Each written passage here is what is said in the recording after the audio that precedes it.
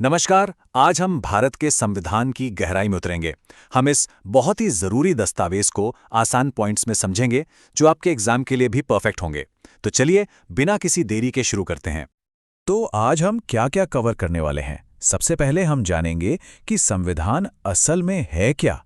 फिर हम इसके 4 सबसे जरूरी स्तंभों और वादों को समझेंगे। इसके बाद हम उस ऐतिहासिक संघर्ष पर नजर डालेंगे जिसने ये सब मुमकिन किया। और आखिर में हम ये जानेंगे कि आज हमारे लिए इन सब का क्या मतलब है। तो चलिए सबसे पहले एकदम बेसिक बातों से शुरुआत करते हैं। एक पल के लिए सोचिए, पूरे भारत में सबसे ज़रूरी किताब कौन सी है? ये सवाल हमें सीधे हमारे आज के टॉपिक के दिल तक ले जाता है। इसका जवाब है भारत का संविधान। आप इसे देश की सबसे बड़ी रूल बुक मतलब नियमों की किताब समझ सकते हैं।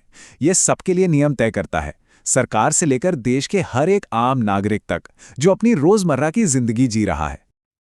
अब चलिए उन 4 शब्दों को देखते हैं जो बताते हैं कि भारत आखिर किस तरह का देश है। इन्हें याद रखने का एक बहुत अच्छा तरीका है SSDR। ये वो 4 मजबूत स्तंभ हैं जिन पर हमारा भारतीय राज्य टिका हुआ है। तो सबसे पहला है सॉवरेन यानी संप्रभु। इसका सीधा सा मतलब है कि भारत अपना मालिक खुद है। वो अपने फैसले और कानून खुद बनाता है, चाहे वो देश के अंदर के मामले हों या दुनिया के सामने। कोई दूसरा देश उसे ये नहीं बता सकता कि क्या करना है। अगला है सेक्युलर यानी धर्मनिरपेक्ष। ये भारत की एक बहुत बड़ी खासियत है। इसका मतलब है कि सरकार का कोई एक आधिकारिक धर्म नहीं है। वो सभी धर्मों का बराबर सम्मान करती है और सबके साथ एक जैसा व्यवहार करती है, जिससे हर किसी को अपने धर्म को मानने की आज़ादी मिलती है। तीसरा स्तंभ है डेमोक्रेटिक यानी लोकतांत्रिक। इसका मतलब है कि असली ताकत जनता के हाथों में है। नागरिक ही निष्पक्ष चुनावों के जरिए अपनी सरकार चुनते हैं और इस तरह देश की यात्रा में हर कोई भागीदार बनता है। और चौथा स्तंभ है रिपब्लिक यानी गणतंत्र।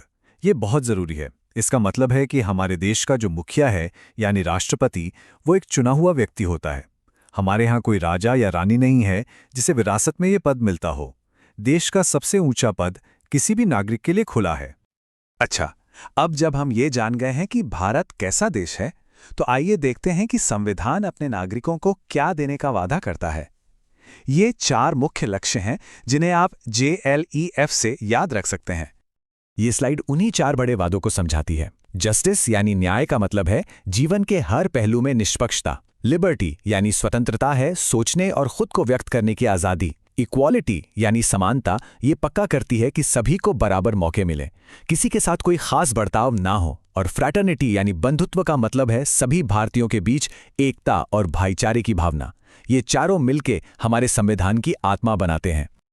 आइए समानता यानी इक्वालिटी पर थोड़ी और गहराई से बात करते हैं, क्योंकि एग्जाम के लिहाज से यह बहुत जरूरी टॉपिक है।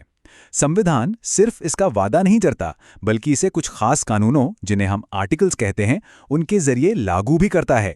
जैसे आर्टिकल 14 ये सुनिश्चित करता है कि कानून की नज़र में सब बराबर हैं, और आर्टिकल 15 से 18 तक किसी भी तरह के भेदभाव पर रोक लगाते हैं। लेकिन सवाल ये उठता है कि न्याय, स्वतंत्रता और समानता जैसे ये महान विचार आए कहाँ से? ये किसी शांत कमरे में बैठकर सोची गई बातें नहीं हैं। इन्हें भारत की आज़ादी के लंबे संघर्ष की आग में गढ़ा गया था, खासकर महात्मा गांधी के नेतृत्व वाले दौर में।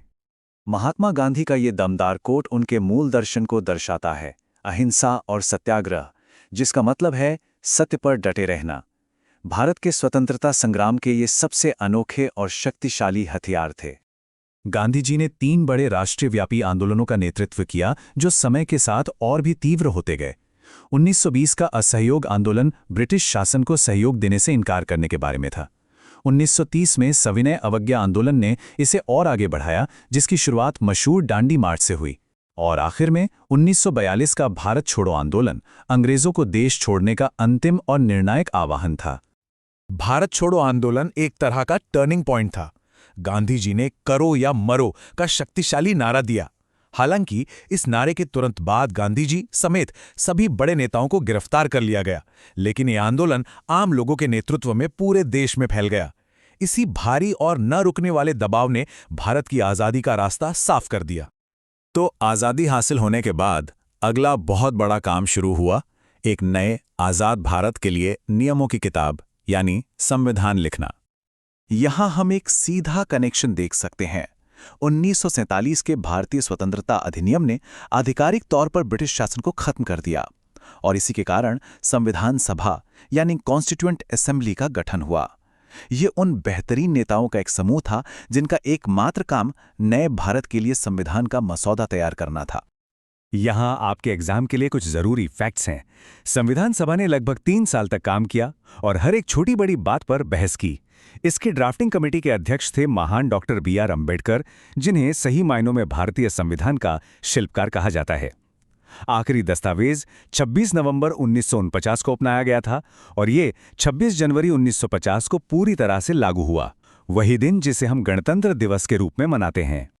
भारत के पहले प्रधानमंत्री जवाहरलाल नेहरू का ये मशहूर कोट आज़ादी के उस ऐतिहासिक पल की भावना और जज्बे को पूरी तरह से दिखाता है, जिसने हमारे नए संविधान के लागू होने की जमीन तैयार की। और आखिर में चलिए इस पूरे इतिहास को आज के समय से जोड़ते हैं। 70 साल से भी पहले लिखा गया ये दस्तावेज आज हमारे लिए क्या मायने रखता है?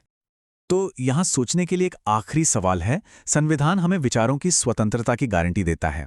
हम इस मौलिक आज़ादी का इस्तेमाल एक बेहतर समाज और एक मजबूत राष्ट्र बनाने के लिए कैसे कर सकते हैं? इस पर सोचना ही असल में हमारे संवैधानिक मूल्यों को जीना है। अगर आपको ये जानकारी मददगार लगी तो प्लीज़ लाइक बटन दबाएं, इसे अपने दोस्तों के साथ शेयर करें और ऐसे ही मुश्किल टॉपिक्स को आसान बनाने वाले कंटेंट के लिए सब्सक्राइब करें। देखने के लिए धन्यवाद।